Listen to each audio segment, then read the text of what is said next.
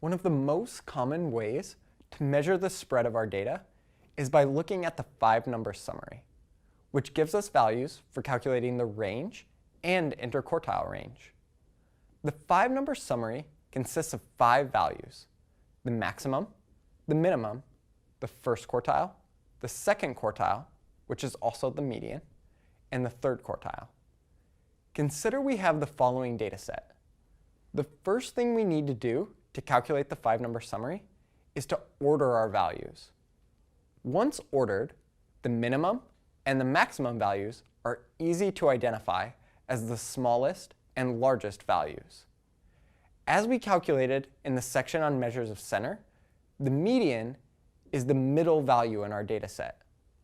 We also call this Q2, or the second quartile, because 50% of our data, or 2/4, fall below this value. The remaining 2 values to complete the 5-number summary are Q1 and Q3.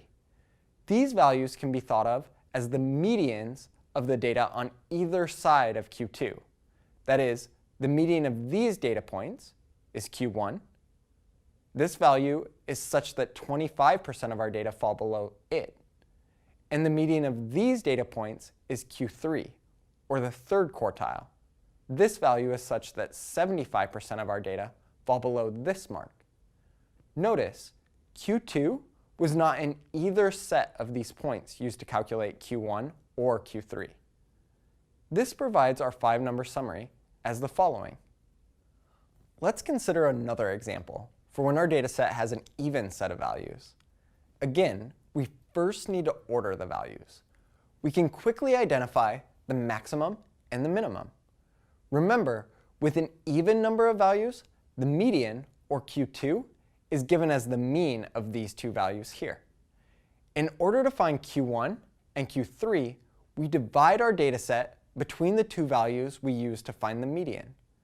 This provides these 2 data sets. Finding the median of each of these will provide Q1 and Q3. For this data set, Q1 will be the mean of these 2 values, and Q3 will be the mean of these 2 values. This provides our 5-number summary as the following. Once we've calculated all the values for the 5-number summary, finding the range and interquartile range is no problem. For the first data set, the range is calculated as the maximum minus the minimum. For the first data set, this was 10 minus 1, or 9. And the interquartile range is calculated as Q3 minus Q1, which is 8 minus 2, or 6.